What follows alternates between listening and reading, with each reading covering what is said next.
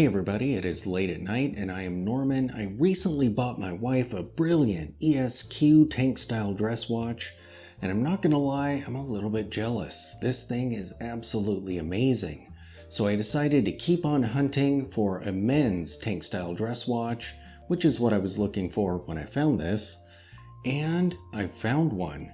It's a Hamilton watch, and it's absolutely amazing, and there's something pretty incredible about this watch. What is that? Let's find out.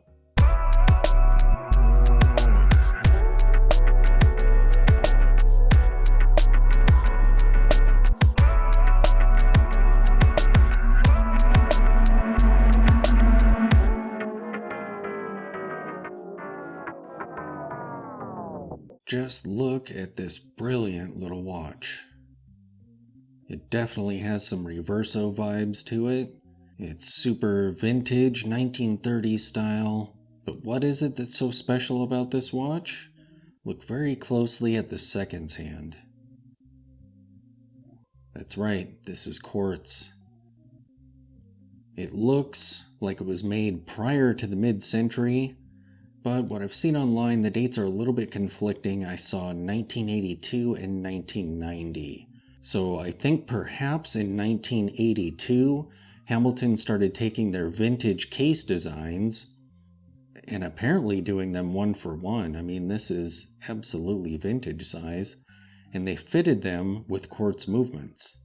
And this one, I believe, has a mineral crystal from what I've seen, which is kind of sad because you can't buff out scratches that you get in it, but that's fine.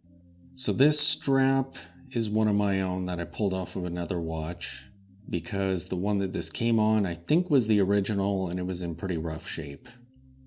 As you can see, these lugs are very unique, and I kind of like them. That was part of the charm that drew me to this watch, but they do have some issues with them. Mainly, that you have to be careful what kind of strap you put on these. So this strap here is a bit too thick and stiff for these lugs, as you'll see when I do a wrist shot. So I ordered a Veblenus strap because those are always super soft and pliable, and it's not padded at all, so that should work perfectly on this watch. But honestly, when it's on your wrist, it looks just fine, even with these lugs kind of downward angled, as you will see. So these are very narrow, which means I don't have a whole lot of strap choices as far as straps that I already own. I had to take this off of one of my vintage pieces that has narrow lugs. But yeah, I think these lugs look really cool. And the hinges are nice and smooth, and it looks great right along this edge here. It's just a really cool aesthetic with this watch, I think. But I can understand how they might be divisive, and how plenty of people out there would hate them. They also make it interesting when you're measuring lug-to-lug distances. So I measured right to the pin to get the lug-to-lug, but I'll also give you the case height itself. When we look at it from the side, we can see that this watch is really thin, and that boxy crystal is really cool. I've seen a bunch of vintage pieces with crystals like this, but I've never owned one in person. So it's kind of cool to see one. And it's in so much better shape than I thought it was looking at the listing. I think there was just like dirt along these edges here, but in the photos it almost looked like somehow there was damage done to the crystal. And at this point in time I was thinking it was acrylic, but I really like the proportions on this watch. Here we have some writing, and I got out the loop to try and read it, but I could not decipher what that says.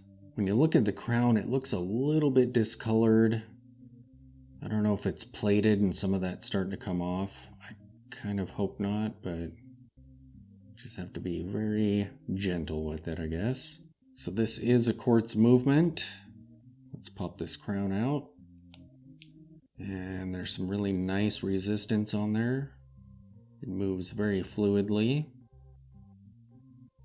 Now I know that this watch has an ETA quartz movement in it. As far as quality goes, I'm not sure what tier this is, or how accurate it is just yet, because it's quartz and I've only had it since today.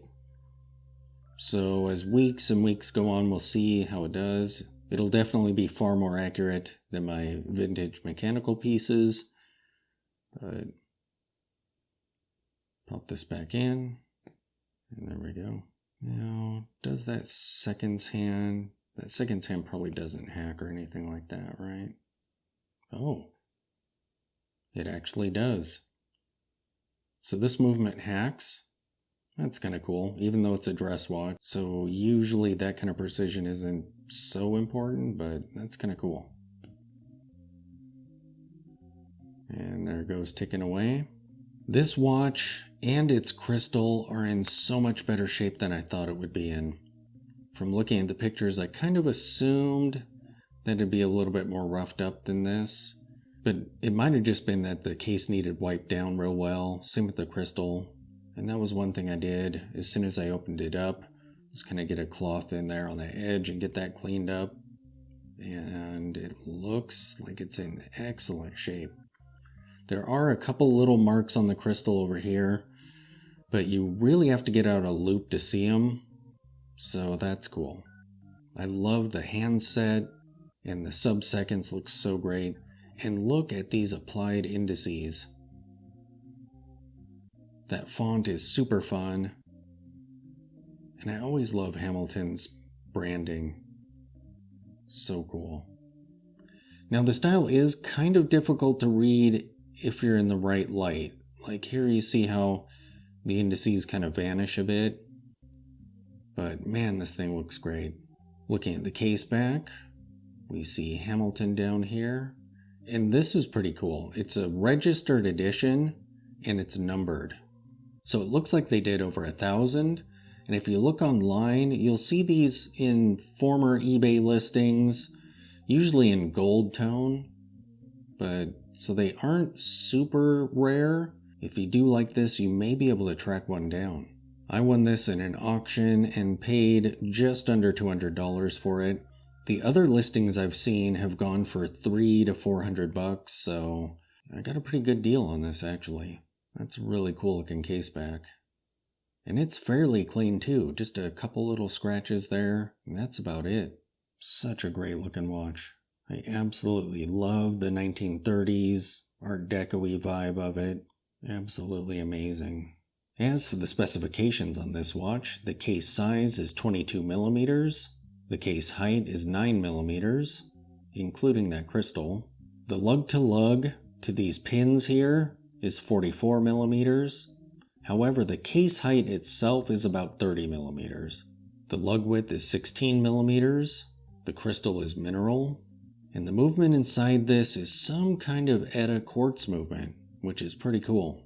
And these were produced somewhere around 1982 to 1990. I believe this one is 1990 though. And this is the Hamilton Wilshire Registered Edition. Alright, so let me take off the amazing Max bill on this beautiful genuine lizard strap with a decent taper to it. So it makes the watch head look nice and proportionate. With less of a taper, the strap looks kind of large on this watch, to me. But let's take this off. And we'll see what this looks like on the wrist. And here is the amazing little Hamilton tank style dress watch on my 7-inch wrist. Oh, that is brilliant. Absolutely gorgeous. And I love those lugs, but this strap is pretty thick and stiff. And see what happens over here. It forces that lug way steep like that. So the watch kind of sticks up a little bit on that side. But as you can see, it's not really noticeable. And even if I look at it in a mirror, it still doesn't look that bad. Even though I'm trying to look at it from unflattering angles, it still just looks amazing. I can't wait to see it on the super supple Veblenist strap that's coming. But those are kind of custom made straps, so it'll take a little while to get here. But I absolutely love this watch. So now I own a watch that'll complement my wife's brilliant ESQ watch. Very cool. So there you have it, an amazing Hamilton tank style dress watch that's modeled after their 1930s tank style dress watches, but it has a quartz movement in it and modern materials like a mineral glass. Pretty crazy, super awesome looking. Thanks for watching.